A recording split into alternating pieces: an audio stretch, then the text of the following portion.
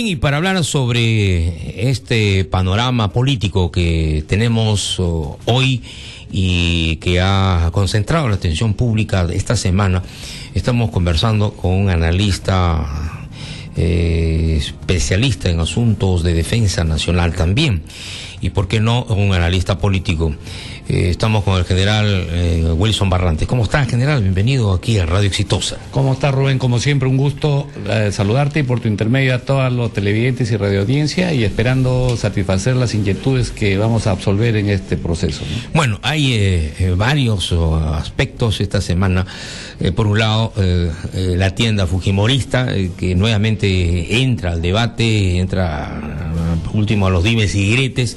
De otro lado, pues las afirmaciones de PPK, que dice que no va a ir en ninguna alianza, pero se especula que ya serían por lo menos 3 los candidatos que disputarían la primera magistratura. Estamos hablando de Alan García Pérez, la señora Fujimori y también PPK, ¿no? ¿Qué percepción tiene usted? Bueno, digo lamentablemente porque no hay mucho que escoger, es parte de lo que nosotros hemos venido viendo a lo largo de los últimos 15 años. En este momento los candidatos que se mencionan son aquellos que ya han tenido oportunidades en la política y de alguna forma nos han gobernado. El caso de García Pérez, PPK indirectamente fue copartícipe del gobierno tanto de la transición como en el gobierno de Toledo. Entonces ya los hemos visto y bueno, están desesperados por ocupar el espacio que seguramente estamos mirando hoy, que el presidente Ollantumala, el partido de gobierno, está un poco desprestigiado en esta final de su gobierno. Entonces ya quieren a partir de este momento ocupar ese espacio, y esa pelea está en un sector nada más, porque no olvidemos que los 3 candidatos están ubicados en el mismo lado. Entonces ahí está el apremio de cada uno de ser el primero en ese grupo. Están en una pugna ahí, por lo menos mediática, ¿no? Mediática, y esto mueve pues al cotorro político a manifestarse. Hay un cotorreo ahí.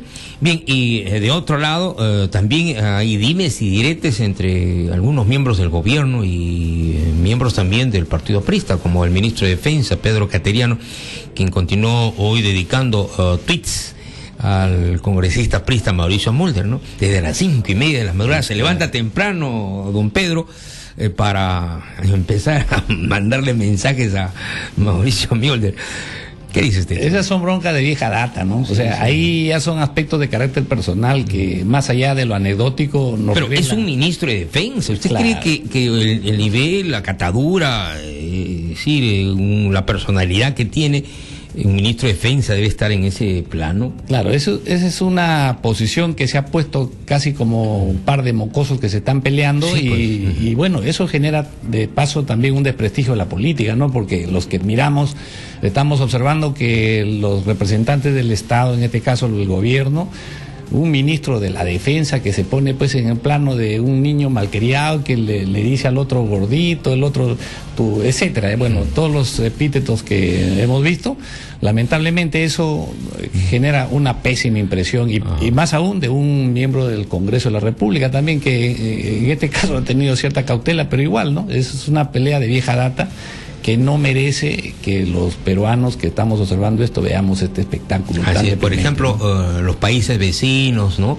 Los que siempre monitorean al ministro de Defensa, como Ecuador y Chile, ¿no? Entiendo de que deben estar sonrientes, ¿no? Bueno, frente a esto, ¿no? Las embajadas tienen como finalidad monitorear todas las ocurrencias políticas, y lamentablemente, bueno, los hemos visto quienes hemos tenido oportunidad de trabajar en estos sistemas de inteligencia, y lamentablemente pues al final siempre emiten una conclusión, ¿no? Y que es, nosotros veamos lo que ocurrió cuando el embajador ecuatoriano se peleó de la jamonada, ¿no? Ya. Fue un espectáculo también que lo censuramos. Entonces, eso es igual. Así que con ese mismo título deben estar etiquetando a estos autoridades del Ejecutivo y del Legislativo, que se enfrascan en una guerrilla casi, diríamos, verbal, ¿no? Y mediática, ¿no? Bien, hay otro punto que también es importante evaluarlo, ¿no? Las noticias procedentes de México dan cuenta que más de 40 jóvenes fueron asesinados, ¿no? O sea, quemados y luego desaparecidos, ¿no? Es decir, la ceniza de estos seres humanos fueron echadas al río.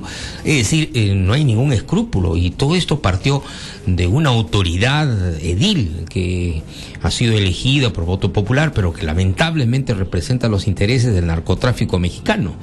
Esto es algo que, a juicio de algunos entendidos, esto se está produciendo también en el Perú, ¿no? Bueno, aunque no con esa dimensión, pero hay casos, hay denuncias de algunos alcaldes que para evitar que este periodista siga hablando, se lo bajan, ¿no? Claro, ya han habido antecedentes de eso en el Perú. Pero el caso mexicano es un caso que en realidad no nos debe sorprender, porque esto ya viene en 6, 7 años más o menos tenemos de 80 a 100 mil muertos. Entonces es un caso bastante, digamos, trágico, porque lamentablemente los muertos, los enfrentamientos son entre gente o grupos vinculados al narcotráfico, autoridades, policía, carteles, grupos, etcétera. En este caso, por ejemplo, estos jóvenes iban a hacerle una manifestación contraria al alcalde y decidió, por lo más sano, desaparecerlos. Y eso, con todo lo que hemos visto ya, y es público, inclusive ya se ha ordenado la detención del alcalde y de su esposa, que son los que han direccionado esta desaparición, y por supuesto con todos los agravantes del caso. Pero esto nos debe llevar a la reflexión. Siempre hemos dicho que cuando no se controlan las cosas a tiempo, es peligroso. Aquí en el Perú tenemos ya indicadores de los cuales tenemos que tomar acciones inmediatas, porque caso contrario vamos a llegar a esos niveles de violencia que están ocurriendo en México, siendo que México simplemente es un centro de comercialización y transporte de la droga, y nosotros acá tenemos todos los agravantes para que aquí la violencia se realice en mayor medida, ¿no? Bueno, al menos en las últimas elecciones aquí en el Perú ya hay algunas autoridades que están vinculadas con el narcotráfico. Sí. Y esto deja mucho que desear, toda vez de que al parecer ha habido pues algunos movimientos turbios de parte de los jurados especiales. En algunas regiones se han cambiado de actas, como así señalan las denuncias. O sea, yo no entiendo cómo se puede cambiar un acta de sufragio, y eso en materia de una denuncia. En San Martín se ha producido alguno de esos casos. Y cuando una autoridad está vinculada al narcotráfico, muchas cosas pueden pasar, y la historia mexicana se puede repetir acá en el Perú. Claro, y nosotros tenemos la oportunidad, digamos, para que aquí se dimensione y se masifique esa violencia, y por una sencilla razón, porque hasta hoy, digamos, nosotros solamente nos hemos dedicado a lo que significa la producción del clorhidrato de cocaína, pero en los últimos años, 2 o 3 años, hemos visto que ya han llegado los comercializadores, y hemos visto asesinatos muy violentos que se han producido aquí en Surquillo, en Miraflores, San Isidro. Entonces, esos indicadores ya nos deben llevar a meditar de que en este momento tenemos que tomar acciones, porque la violencia se nos va a venir encima. Y no nos olvidemos que el narcotráfico no es como nos imaginamos, que en la calle está, no, está a través de las construcciones, a través de la farmacia, a través de los casinos, a través de una serie de eventos públicos que son conocidos generadores de dinero y que a la vez sirven para lavar dinero. Entonces, en este momento, el volumen de dinero que hemos, digamos, observado que se maneja como consecuencia del narcotráfico es tan grande que no solamente es la capacidad de corromper, sino también la capacidad de generar violencia. Ese es el mayor problema en que nosotros debemos tener presente, ¿no? Así es. Recientemente el ministro de Interior, Daniel Urresti, ha señalado que los narcos pretenden infiltrarse en los gobiernos subnacionales, y esto lo dijo en agosto, pero de todas maneras esto ya es una amenaza, es un hecho. Ya están infiltrados, o sea, no es que pretenden, ya están. Ahora, lo curioso sería, fíjese usted, acá yo he observado algo a raíz de un evento de la minería que se ha llevado a cabo hace un par de semanas en el Congreso de la República, en donde hemos visto que, por ejemplo, el narcotráfico tiene candidatos. Ha puesto candidatos en los gobiernos locales, ha puesto candidatos en los gobiernos regionales, y por no decir también que ha hecho esfuerzos por sufragar campañas nacionales. Entonces, siendo que es así, nuestro grupo de interés, como son los grupos económicos, minería, etcétera, no han formado organizaciones políticas capaces de contrarrestar, y eso yo creo que es el momento de que sectores importantes de la producción nacional también movilicen con la única forma de hacer frente a esto, porque caso contrario vamos a dar pie para que esos espacios sean ocupados por estos sectores económicos que con el dinero que movilizan y con la ley de partidos que facilita eso, entonces puedan controlar el país en determinado momento, como lo han hecho en México, ¿no? Claro. Y bueno, en Colombia en buena época también, ¿no? Claro. Y acá en el Perú, yo recuerdo hace muchos años, en el siglo pasado, también el caso de Mosca Loca, ¿no? Ahí en Bellavista, claro. Que se daba el lujo de prestarle su avioneta a los políticos para que puedan usarla, ¿no? Así es, y en los distritos pequeños del interior del país hemos visto en los últimos 20 años que los grupos económicos que manejaba el narcotráfico han subvencionado, vamos a decir, actividades políticas, han subvencionado actividades económicas en la zona, han sido generosos, copiando justamente en diciembre se cumplen 21 años ya de la muerte de Pablo Escobar, ¿no? Entonces, y Pablo Escobar pues es un hombre que generó tremendas acciones solidarias en favor de los más necesitados, y ahí que en Medellín, por ejemplo, hay, digamos, comunidades enteras que lo consideran el Robin Hood, al patrón lo del recuerdan, mundo, ¿no? Lo recuerdan muy bien, y eso esas acciones, vamos a decir, solidarias que se ha realizado el narcotráfico se han venido haciendo aquí en el Perú desde hace más de 2 décadas ya. Fue el hombre más poderoso de la mafia colombiana, ¿no? En la década del 90. Del 90. Y muere justamente el 2 de diciembre del 93, cuando ya cumplía 44 años, al día siguiente de su nacimiento, ¿no? De su fecha de cumpleaños. Entonces, pero lo que queda de eso es el recuerdo de cómo el narcotráfico logró de tal suerte que con sus acciones, en este caso políticas, porque él también logró ser diputado colombiano. Entonces, ese mensaje y ese reflejo de lo que ha venido ocurriendo en Colombia debe servir para que nosotros tomamos previsiones, y parece que aquí no pasa nada en el Perú, ¿no? Sí, no se le hace caso, hay una indiferencia total, ¿no? Por ejemplo, en otro campo, en otro sector, como el de salud, por ejemplo, todos los peruanos reclamamos un mejor servicio. Aquí en el público protesta en Radio Exitosa desde el año 2011, en que un 14 de febrero aparecimos al aire. Hemos recibido pues llamadas incesantes, constantes, ¿no? Consecutivas de protesta, ¿no? Sobre el pésimo servicio de salud, y nunca se ha hecho caso. Las huelgas también lo han dicho, los huelguistas, los médicos, en fin. Y siempre, cada vez que se habla de una reforma de salud, se dice muy bien, y los médicos son ¿qué? Revoltosos, ¿qué son? O sea, se trata de cambiar la imagen de la protesta, ¿no? Así es, o sea, se criminaliza la protesta, esa es la etiqueta, ¿no? O se senderiza la protesta, que es lo más común que se ha venido haciendo los últimos 5 años, y equivocadamente tratando de distorsionar el sentido profundo de los reclamos de alguna manera de las comunidades. Mire, en Colombia, por ejemplo, yo siempre tomo el referente de Colombia porque es el que se vincula por la particularidad que tenemos nosotros. El sistema de salud lo privatizaron, por ejemplo, allá, ¿no? Todo el sistema, digamos, en general privado, y lamentablemente no pudo tener éxito, y eso que ha originado, por ejemplo, que las grandes marchas que se están dando hoy en día en Colombia sean porque el sistema estatal sea el que privilegie la atención a los más necesitados, cosa que acá hemos dado un cambio a querer privatizar todo.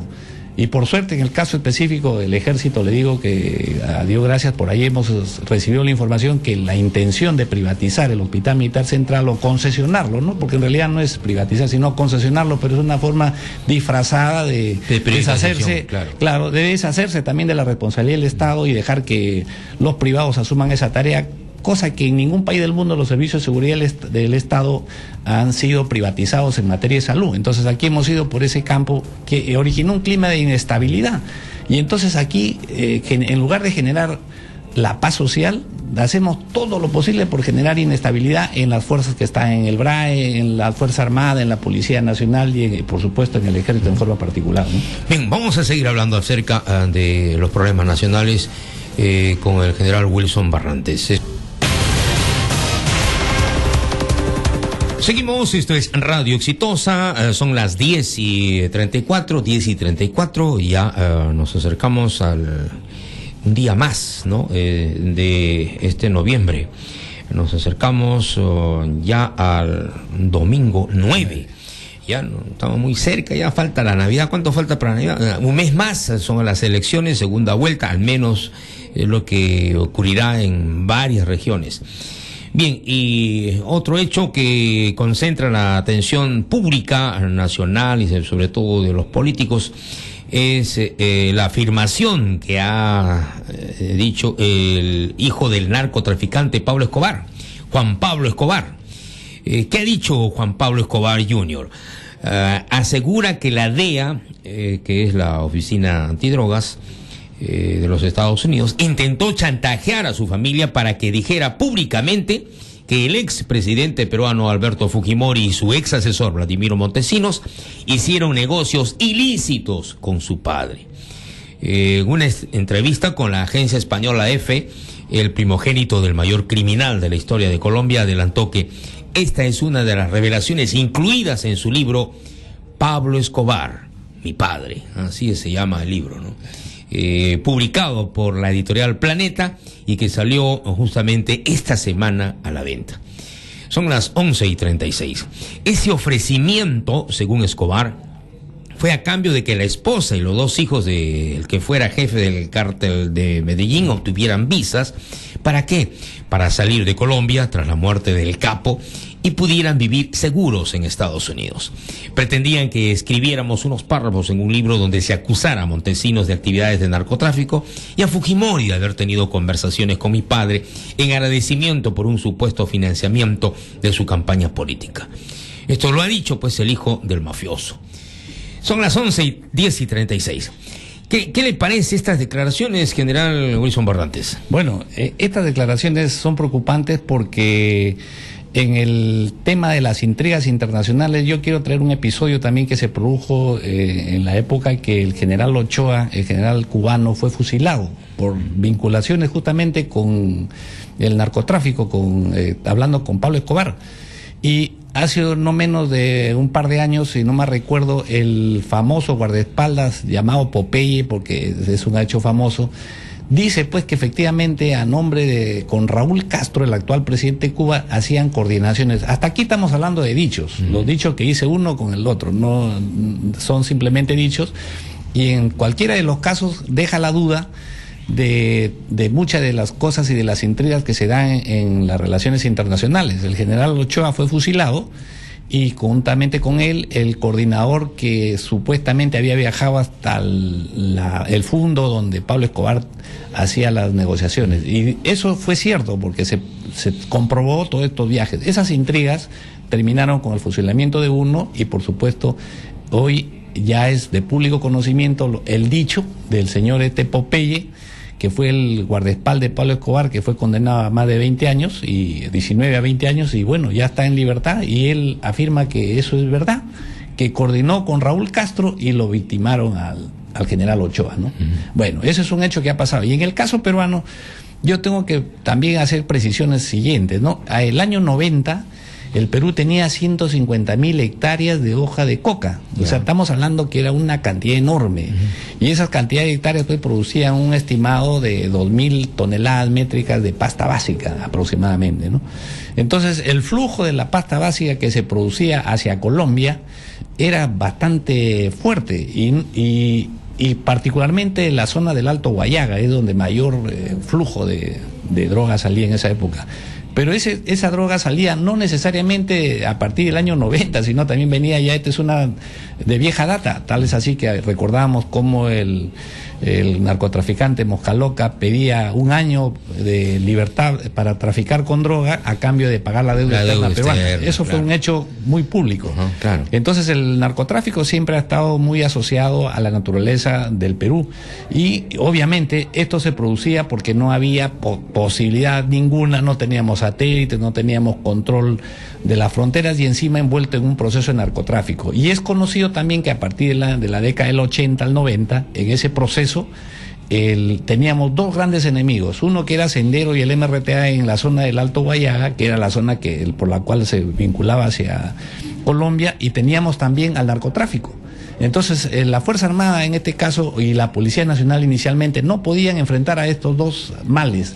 Se tuvo que tratar de establecer una prioridad. Y en este caso se trató de establecer tanto el narcotráfico como la Fuerza Armada, combatir sobre lo que significaba en este momento el Sendero. Y una vez que se hizo eso, se volteó sobre el narcotráfico para golpearlo. Entonces, en ese proceso han ocurrido desplazamientos innumerables de vuelos hacia Colombia. Estamos hablando de 2 a 3 vuelos diarios aproximadamente, ¿no? Es una cantidad enorme. Entonces, la sospecha era de que era una política de Estado, cosa que yo podría decir de que no fue política de Estado. Cualquiera que se haya comprometido puede haberse comprometido en forma individual. Y de eso hay bastantes denuncias que hemos hecho.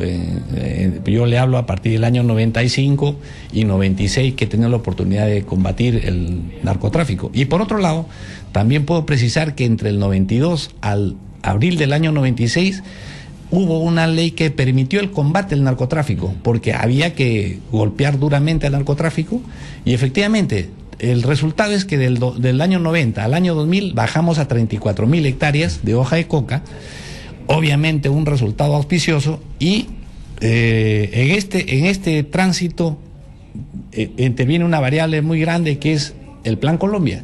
Y cuando se produce el Plan Colombia, al golpear al narcotráfico muy fuertemente en esta simbiosis Estados Unidos y Colombia, prácticamente por efecto dominó, se comienzan a trasladar al Perú y se produce el clorhidrato de cocaína. Pero lo que queda claro, y a donde queremos llegar, que la denuncia habla vincular inicialmente al año 90 el financiamiento del narcotráfico, cosa que él mismo lo desmiente, ¿no? Dice que él fue presionado, y que cosa que podríamos decir que en todos los casos podría haberse asociado no solamente a un candidato, sino a varios, como está ocurriendo hoy en día, ¿no? Claro. Y la segunda parte, que también se menciona, que de Montesinos, bueno, el Vaticano hizo serias acusaciones, cosa que eso está en nivel judicial, ¿no? Y de los otros casos, como digo, individualidades han habido varias. Tampoco vamos a tapar el sol con un dedo, ¿no? Han sido públicas, y los que han resultado responsables, muchos han purgado condena, muchos militares, en general, Fuerza Aérea, Ejército, Policía, etcétera, muchos y Marina han purgado condena, porque hemos tenido episodios muy lamentables en aviones, en buques y en tierra, ¿no? Entonces, ese proceso, que es el saldo, pues, de involucrarnos en un problema, ha traído consecuencias, por supuesto, pero lo que yo conozco y puedo afirmar es este episodio ha sido muy lamentable para la historia de la República, y por supuesto el mismo hijo de Pablo Escobar hace esta afirmación de presión. Es probable que haya existido, porque las intrigas internacionales se dan en cualquier momento. Pero esto ¿se podrá probar en algún momento o no?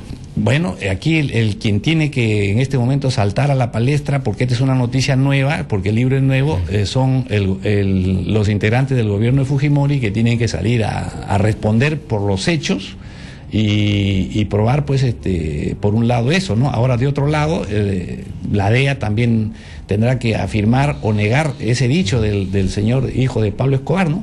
Entonces, si es que es cierto, bueno, ahí queda, pues, pero como digo, esto es parte de las intrigas para desacreditar, o en este caso, que a Montesinos, que llegó un momento, porque ahora en qué año lo dirá, será el año 94, el año 95, es probable que lo haya dicho en ese periodo. Claro. Bien, son las 10:43. Hay participación de nuestros oyentes. Esto es Radio Exitosa. Ahí están nuestros teléfonos 251-9422 y 467-4499. Bien, y hay otro punto que también es importante considerarlo, ¿no? Toda vez de que la noticia recién se ha dado en estos últimos estas últimas horas. El Pleno del Congreso de la República aprobó el último jueves un nuevo proyecto de ley que obliga a los clubes deportivos del Perú a contratar seguridad privada para resguardar los estadios y así complementar el trabajo de la PNP, que estaba obligado a destinar hasta 6.000 policías en cada partido de fútbol. Bien, vamos a comentar eso en unos instantes con el general Wilson Barrantes. Señor, ¿le escuchamos? Buenas noches. Buenas noches. ¿Qué tal, señor? ¿De dónde nos llama? Le hablo de Piura. ¿Qué tal? ¿Qué dice? ¿Le escuchamos? Enrique Bernal Solano. Sí, don Enrique. ¿Qué dice? Presidente de la Coordinadora Nacional Anticorrupción del Perú. Muy bien. Una sociedad civil al servicio de la comunidad y nace de la Convención de las Naciones Unidas de lucha contra la corrupción. Quería hacerle un comentario referente por qué hasta ahora los gobiernos realizan solamente una política anticorrupción preventiva y no una política anticorrupción sistemática y de sanción, dado que la Convención de las Naciones Unidas considera a la sociedad civil como pilar de fiscalización y nunca ha funcionado a través del tiempo que los gobiernos sean juez y parte en la lucha anticorrupción. Espero sus comentarios. Bien, muchas gracias, señor. ¿Qué dice don Wilson? Bueno, en realidad la lucha anticorrupción es un tema que a nosotros nos obliga ya a tomar medidas mucho más drásticas en cuanto a leyes y en cuanto a acciones. Mire, en primer lugar quiero decir, la visita que está haciendo el presidente Humala a China y Singapur, ojalá que se detenga en Singapur, porque Singapur dio un modelo de cómo combatir la corrupción. Y entonces una de las formas, lamentablemente, extremas, impuso la pena de muerte, ¿no? Y un Estado muy pequeño, con una cantidad enorme de corrupción, tenía 300.000 presos, y como comentábamos hace un tiempo atrás, en menos de un par de años llegó a 50 nada más.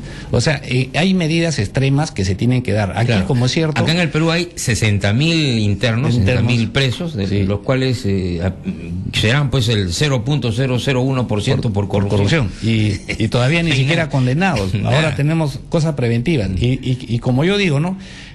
Hace un tiempo leíamos el libro de Aníbal Quirós, si no me recuerdo el nombre de este ilustre personaje que ha escrito un libro, Quirós, sobre el tema de la corrupción en el Perú, y exactamente ahí nos describe la historia de la corrupción que viene desde el siglo XVIII. O sea, es un problema endémico, y la corrupción hoy es transversal en todas las estructuras del Estado, y los ejemplos que estamos mirando con el señor Martín Belaúnde Locio, con Orellana, con Benedicto, con López Meneses, y seguimos la lista, y la verdad que no paramos de contar. Entonces, lo que quiero decir con esto es que lamentablemente en esa materia, cada año que transcurre, cada gobierno que pasa, el último es el más corrupto de los anteriores. Eso es lo que hay que tener claro, porque cuando se viene a decir que la década del 80 o la década del 90 ha sido el más corrupto, yo puedo afirmar hoy, de acuerdo a las declaraciones que ha hecho el propio Contralor General de la República, que el 50% de la inversión pública se va a la corrupción. Entonces,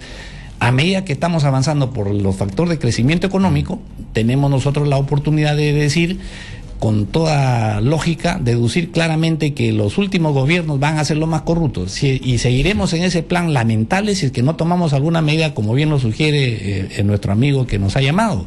Tenemos que tomar medidas de ejecución inmediata. Si no es con la ley, hay varios proyectos que han quedado en el tintero, muchos han sido propuesta gubernamental, como por ejemplo la muerte civil, o como poner penas más severas, sobre todo como lo hicieron en estos países, ¿no? Todas las autoridades del Estado, jueces, fiscales, militares, policías y todos los que tengamos que ver con la estructura del Estado, la mayor severidad de las penas sin ningún beneficio penitenciario. Eso se hizo en Singapur, y a los que eran residentes y tenían, digamos, mayores acciones o volúmenes de corrupción, pena de muerte.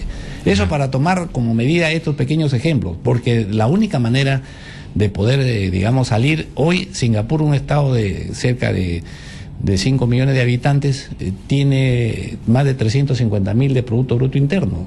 ¿Por qué? Porque a raíz de eso, lamentable o por fortuna, ha comenzado a mejorar en sus condiciones de vida y su estado sano, ¿no?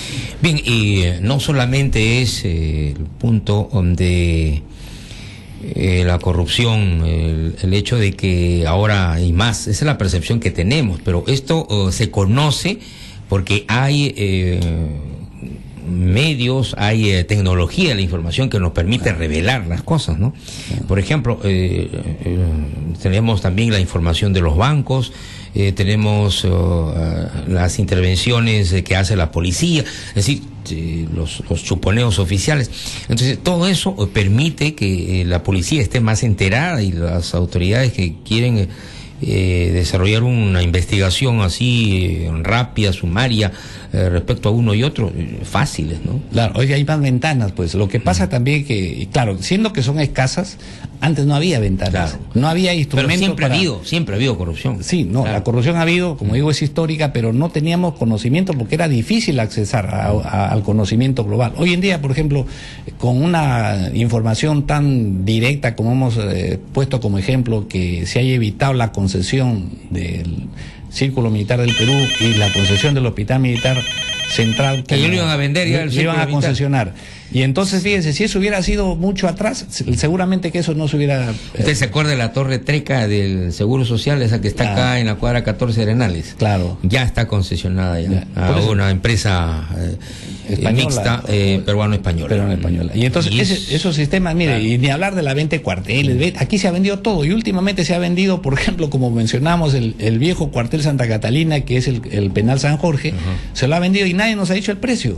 O sea, dice que van a hacer un gran penal en Chincha, pero nadie nos ha dicho el precio. Así ¿Por es. qué? Porque yo estoy casi seguro que ahí el precio de venta es enorme por la zona, es comercial, altamente Claro. comercial, y el monto, para hacer un solo penal con ese monto, yo creo que ahí hay algo Así doloso es. que hay que averiguar, ¿no? Está a 10 cuadras de Palacio de Gobierno. Esto es Radio Exitosa, son las 10:51. Sí, señor, lo escuchamos. Buenas noches. Sí, buenas. ¿Qué tal? Buenas noches. ¿Qué tal, señor? ¿De dónde nos llama? Sí, Guillermo, es que tú me Hola, mencionabas. Guillermo. Sí, baja el volumen de tu receptor, por favor, ya. Se filtra todo, se escucha todo lo que pasa. Ahí. Ya, ok. Hablamos. ¿Qué nos dices? Sí, bueno, empezaré por lo que está diciendo el señor, ¿no? Está la venta de los ¿cómo se llama? De los Cuarteles. inservibles, cuarteles, porque digo yo, Inmuebles del ya Estado, hemos tomado sí. la paz, ¿no? Ujú. Entonces, ¿para qué tenemos esos No, el cuarteles? asunto Por ejemplo, es que aquí por lo menos debe conocerse el monto, a cuánto es y a cómo lo han valorizado el metro cuadrado. O sea, a eso, Sí, de eso mira, estamos por hablando. ejemplo, te diré de que... ¿Aló? Sí. Sí, te Aquí, escuchamos. Por ejemplo, el militarismo, ¿no? Ha rodeado, ha cercado la ciudad con cuarteles. Estos cuarteles ya deberían de estar lejos, pues, del casco urbano de la ciudad, ¿no? La ciudad no ha podido desarrollar debido a que en el sur tenemos el cuartel de Pontoneros, en el este tenemos el otro cuartel del Tablazo, en el norte, y estos señores, pues, ocupan villas. Por ejemplo, la ciudad ha crecido desbordadamente en parte Hablan de automotor. Tumbes. Estos señores sus villas ponen tranqueras y no dejan pasar, pero o sea, el tránsito debe ser libre, ¿no?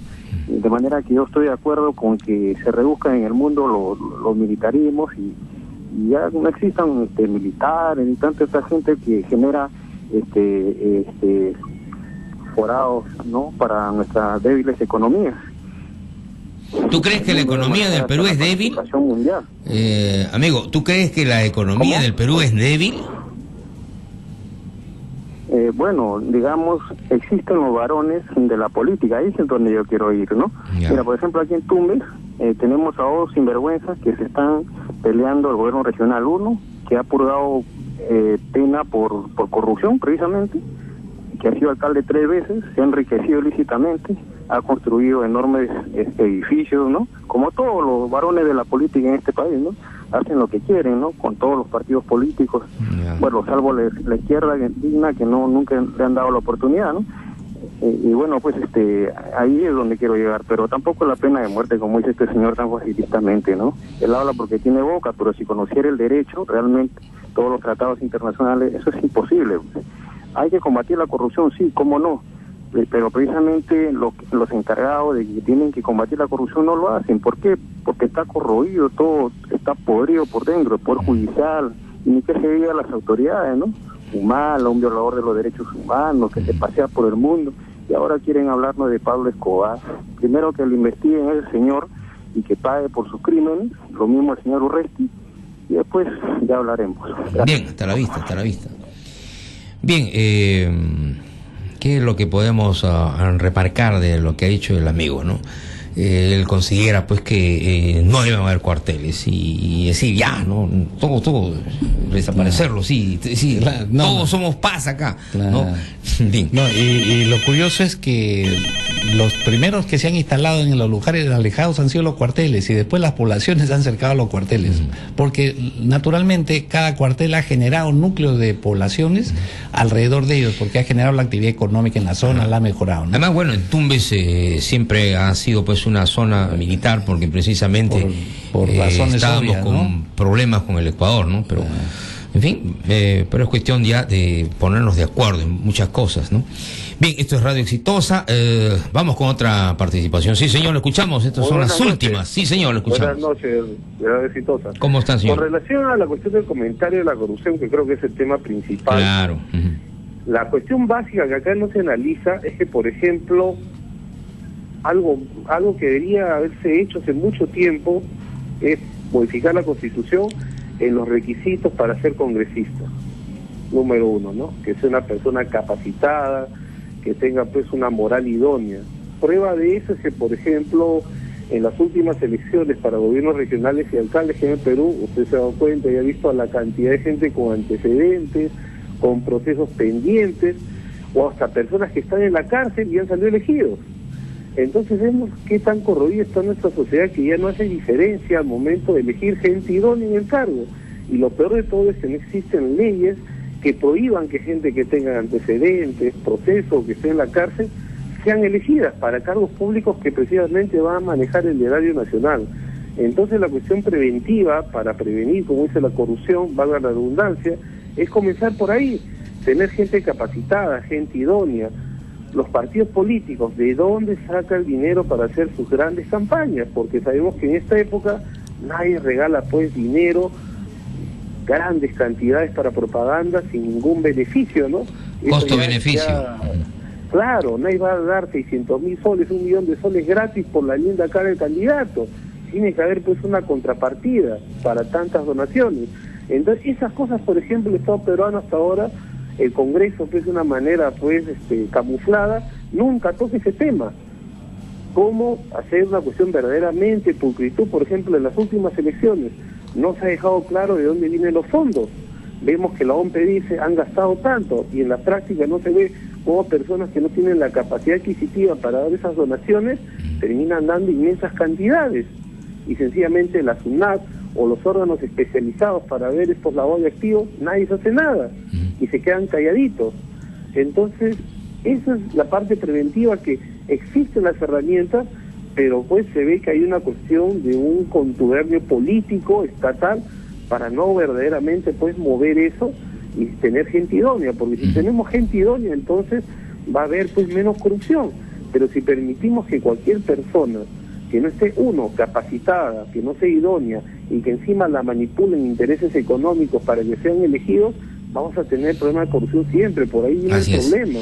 Amigo, ¿no? Muchas gracias por llamar. Hay algo que es importante que usted y todos deben saber, ¿no? De repente algunas de las personas que han sido elegidas son personas, alcaldes electos, son buenos vecinos, ¿no? Pero ¿qué es lo que pasa? Y yo hoy día me he enterado de algo así... que es como una especie de chisme, ¿no? Ya, empiezan a hacerle regalos especiales a algunos alcaldes. ¿Quién le está regalando a estos señores? Los grupos de poder, ¿no? Entonces, este señor puede haber entrado, ha sido elegido, es un buen ciudadano, ha sido escogido, es un profesional, la carta cabal, tiene familia, tiene negocio, paga sus impuestos, es una persona correcta, pero ya le están regalando, lo están abordando, eso es lo que pasa, ¿no? Y entonces a veces nada hacemos revisando su hoja de servicio, porque su actividad, su currículum vitae puede ser extraordinario, puede haber estudiado en Harvard y tantas cosas, igualito es cuando se presenta el billete. Y lo curioso es que, por ejemplo, cuando se hablaba de que el Congreso, si hacemos una revisión del Congreso, todos son profesionales en su gran mayoría. Creo que hay un promedio de 5 o 10 congresistas que no son, pero todos son profesionales. O sea, no es el título académico, no es eso. No es el grado de doctor tampoco. Nada, y de doctor o doctor, ¿no? Pero ninguna de esas condiciones nos hace menos incólumes. El asunto es cuestión de que aquí en el país hay una, vamos a decir, una tradición de corrupción que envuelve a todos. Probablemente muy pocas personas podemos decir no. Pero sí, la gran mayoría, el 70% según las encuestas, dice que están envueltas en corrupción. Y por supuesto que frente a, como decían algunos, al cañonazo de $1 millón, nadie se resiste, dicen, ¿no? Y probablemente haya gente pues que rápidamente es seducida. Da pena, pero esa es la verdad, mi estimado amigo, al oyente que nos ha llamado, y al amigo de Tumbes se le voy a decir, los principales señores que corrompen a las autoridades son los abogados, ¿no?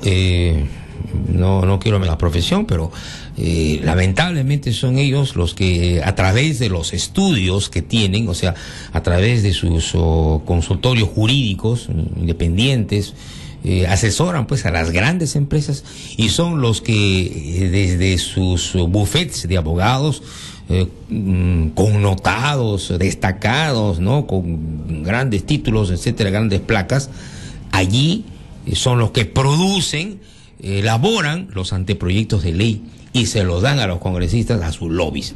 Eso funciona, mi estimado general. Y lo último que le voy a contar, general, para que usted se vaya tranquilo, es que hoy día me he enterado de que ha habido también hasta funcionarios de la OMPE que en las elecciones universitarias han entrado a tallar justamente para favorecer a determinado grupo de poder en las universidades, a propósito de la nueva o aplicación de la nueva ley universitaria. Mire, ¿qué le parece? Me parece bastante dramático y penoso. Fíjese usted, hoy día difunden las noticias, y me parece hoy o ayer, que este señor que ha salido elegido presidente de Transparencia Internacional, sí, ya, este señor dice que él asume de que en el tema de López Meneses no está vinculado al gobierno. O sea, él, siendo Transparencia Internacional, ya saca cara por una posición, vamos a decir, pues, una opinión anticipada, ¿no? Y se supone que es abogado, se supone que... Yo les digo que hace callado. Es lógico esperar que se pronuncie. Ahora, es una persona, un ciudadano con una lógica básica, elemental, ¿no? Ese es el principio de la lógica. No puede, pues, de ninguna manera decir... ¿Cómo voy a nombrar a un jefe de campaña que no sea de mi confianza? Claro. Un jefe de campaña es el que, en primer lugar, toca las puertas de las empresas que pueden aportar para la campaña. En primer lugar, es el hombre de la plata. Ese es el asunto. Y pensar lo contrario es imposible, porque eso lo ocurre normalmente. Sentido común se llama eso, ¿no? Ya. General Barrantes, muchas gracias por estar acá. Gracias también por compartir este espacio y por dar algunos alcances sobre lo que podría ser una solución para, por lo menos, lograr la seguridad democrática del país. Así es. Ahora, vamos.